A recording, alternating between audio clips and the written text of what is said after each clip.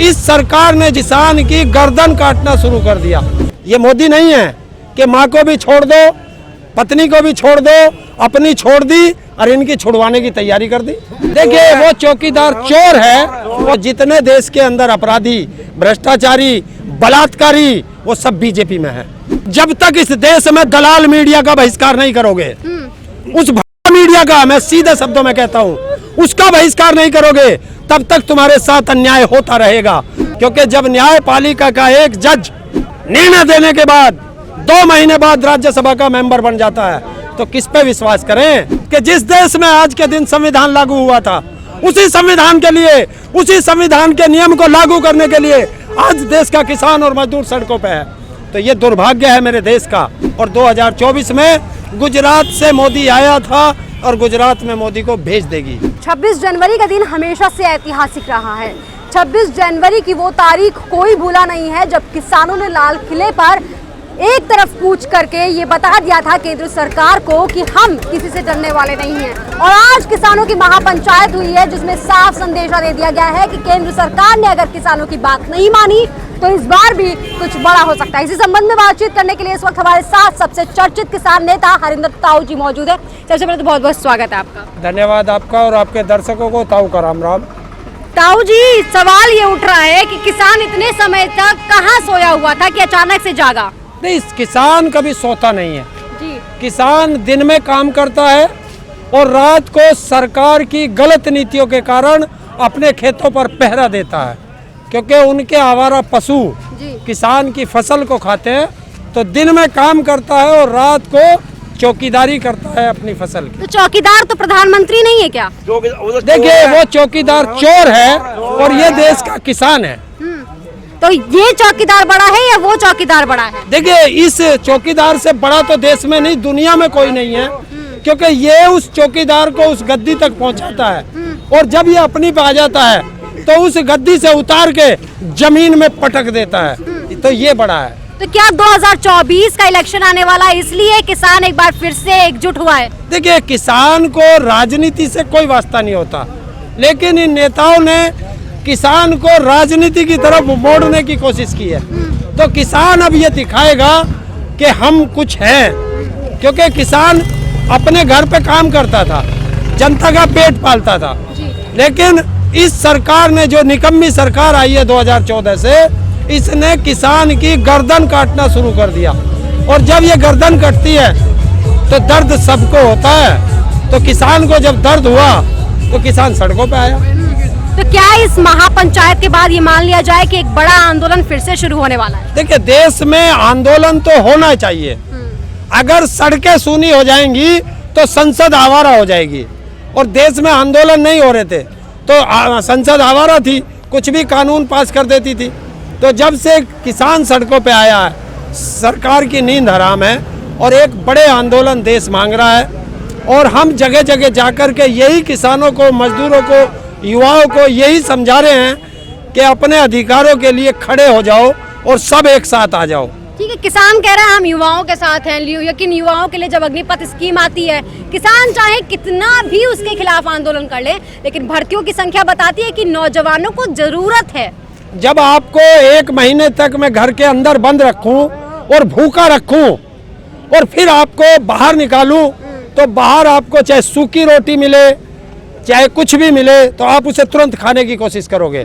जब 3-4 साल से देश में कोई भर्ती नहीं हुई और युवा सड़कों पे मेहनत कर रहा था, सुबह 4 बजे दौड़ लगाता था कि मैं सेना में जाऊंगा, वर्दी पहनूंगा, देश की सेवा करूंगा, तो इन्होंने सब बंद कर दिया था। और 4 महीने बाद इन्होंने अग्निपथ लाए और एकदम से भर्तियां निकाली। तो किसान तब भी विरोध कर रहा था, किसान आज भी विरोध कर रहा है। लेकिन ये कहा गया है कि भाई आप जाते रहो, भूखा क्या नहीं करता, वो वाली स्कीम है। ठीक है, ठीक है। महिलाओं के साथ आप खड़े हैं या फिर मान लिया जाए कि अभी आप महिलाओं का साथ छोड़ रहे हैं? देखिए ये जनता जो है ये मोदी नहीं है कि शादी करके छोड़ दे। ये महिलाओं के इनके साथ जुड़ी हुई हैं। जब ये फेरे लेके आया, शादी करके आया, तो इसने वचन खा लिया था कि मैं सुख दुख में आपके साथ रहूंगा। ठीक है। ये मोदी नहीं है कि माँ को भी छोड़ दो, पत्नी को भी छोड़ दो, अपनी छोड़ दी और इनकी छुड़वाने की तैयारी कर दी। तो खेल मंत्री साहब पर आरोप लगे हुए हैं, जांच सही से हो नहीं रही है और आज वो ध्वजारोहण भी कर रहे हैं। देखिए, जब अपराधी तिरंगे का अपमान करेगा और जिस पार्टी में ऊपर से नीचे तक अपराधी ही अपराधी हो, और जब भी कहीं महिला का कोई भी अपमान होता हो, देश के अंदर इज्जत लुटती हो, उसका सम्मान गिरता हो महिला का, तो वहाँ देखना कोई ना कोई बीजेपी का नेता ही मिलेगा। तो जितने देश के अंदर अपराधी, भ्रष्टाचारी, बलात्कारी, वो सब बीजेपी में है। ठीक है, साक्षी मलिक और विनेश फोगाट बहुत बड़ा नाम है, देश के लिए वो संघर्ष करती हैं और मेडल भी जीत कर लेकर आती हैं। उन्होंने भी WFI अध्यक्ष पर आरोप लगाया। अभी तक कोई भी ऐसी जांच नहीं सामने आई है जिससे ये मान लिया जाए कि निष्पक्ष जांच हो रही है, और WFI के अध्यक्ष जी ने अभी तक अपने पद से इस्तीफा नहीं दिया है। यहाँ तक कि यूपी के लोग उनका साथ भी दे रहे हैं। कौन यूपी का साथ दे रहा है? एक का नाम बता दो। राजपूतों ने यही बोला था कि अगर हरियाणा के खाप बेटी के साथ है तो हम राजपूत बृजभूषण जी के साथ हैं। देखिए, अब क्या मैं एक जातिवाद पे करूं? जिस देश के नेता इस जनता को जातिवाद में धकेल ले रहे हैं, पहले इन्हें धर्म में बांटा जी। अब जब धर्म में एक किसान मजदूर सब समझ गया कि हम हिंदू मुस्लिम नहीं होने देंगे, तो अब उन्हें पता चला कि अब हमें जातियों में बांटो। तो जब एक नेता कहता हो कि ये एक विशेष जाति के पहलवान बैठे हैं, उसको डूब के मर जाना चाहिए था। जब वो मेडल लाते हैं तो सारे नेता वहां खड़े हो जाते हैं कि मैं भी इसके साथ फोटो खिंचवा लूं, और ये भारत की बेटी है। तब वो भारत की बेटी थी, आज वो न्याय मांग रही है, तो वो जाति विशेष की बेटी हो गई।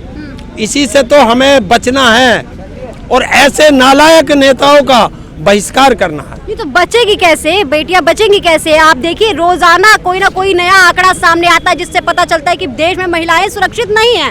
हर 3 मिनट पे एक रेप का घटना हो रही है, ये आंकड़े बता रहे हैं, मैं नहीं बता रही हूँ। तो बेटियां बचेंगी कैसे? जब तक इस देश में दलाल मीडिया का बहिष्कार नहीं करोगे, उस मीडिया का, मैं सीधे शब्दों में कहता हूँ, उसका बहिष्कार नहीं करोगे, तब तक तुम्हारे साथ अन्याय होता रहेगा।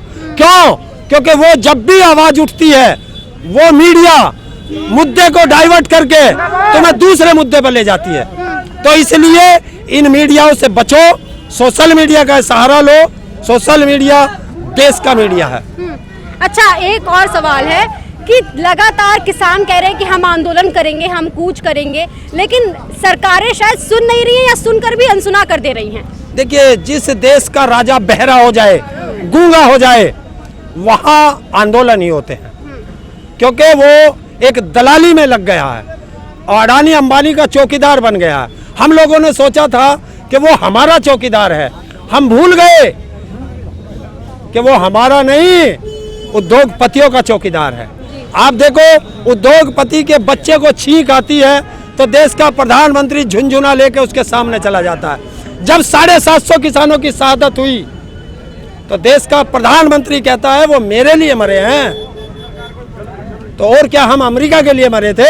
अरे काले कानून तू लाया था और तूने वो गलत कानून लाया था, उसका विरोध करते हुए किसान मरे थे, वो शहीद हुए थे। वो लखीमपुर खीरी में किसानों के ऊपर गाड़ी चढ़ा के उसके मंत्री के बेटे ने उनकी हत्या कर दी। सुप्रीम कोर्ट ने अग्रिम जमानत भी दे दी है। यही तो दुर्भाग्य है जी। मैं पहले ही कहता आया था कि देश के सारे संस्थान मोदी ने अपनी मुट्ठी में कर लिए हैं। अब तो न्यायपालिका पे भी संशय है, क्योंकि जब न्यायपालिका का एक जज निर्णय देने के बाद 2 महीने बाद राज्यसभा का मेंबर बन जाता है, तो किस पे विश्वास करें? जी। नहीं तो कैसे किसानों की या महिलाओं की अगर मैं बात करूं तो कैसे न्याय मिलेगा? वहाँ जो किसान थे जिनके ऊपर कोई आरोप नहीं था, वो जेल में बंद है और मंत्री के बेटे खुलेआम घूम रहे हैं। इसीलिए कहते हैं कि इस देश में ना लोकतंत्र बचा है, ना संविधान बचा है, एक तानाशाह बचा है। और तानाशाह के से लड़ने के लिए जब जनता सड़कों पे आएगी, तब तानाशाह का अंत होगा। क्या लगता है, क्या हम आजाद हो चुके हैं? हम आजादी का सही से अपने जीवन में उन मूल्यों का निर्वहन कर पा रहे हैं? नहीं, ये कोई आजादी नहीं है, किसान के लिए कोई आजादी नहीं। कोई निर्वहन है हमारी जिंदगी में? कोई हमारी जिंदगी कोई। आज गणतंत्र दिवस का मौका है, लेकिन अफसोस की बात यह है कि किसान लाल किले पे ना जाकर यहाँ बैठ के महापंचायत कर रहे हैं। ये देश का दुर्भाग्य है कि जिस देश में आज के दिन संविधान लागू हुआ था, उसी संविधान के लिए, उसी संविधान के नियम को लागू करने के लिए आज देश का किसान और मजदूर सड़कों पे है। तो ये दुर्भाग्य है मेरे देश का, और इसीलिए मैं कहता हूँ कि इस देश में तानाशाह की सरकार है और गुंडों की सरकार है, और उस गुंडों की और तानाशाह की सरकार को भगाने के लिए, उखाड़ फेंकने के लिए 2024 जनता देख रही है। और 2024 में गुजरात से मोदी आया था और गुजरात में मोदी को भेज देगी। तो हरिंदर ताऊ जी इस वक्त हमारे साथ मौजूद थे। देश के तमाम मुद्दों पर हमने बातचीत की और समझने की कोशिश की कि आखिर देश का संविधान और देश की आज़ादी को कैसे मजबूत किया जा सके। लेकिन दोस्तों, आपकी क्या कुछ राय है? कमेंट सेक्शन में लिखिएगा। चलती हूँ, नमस्कार।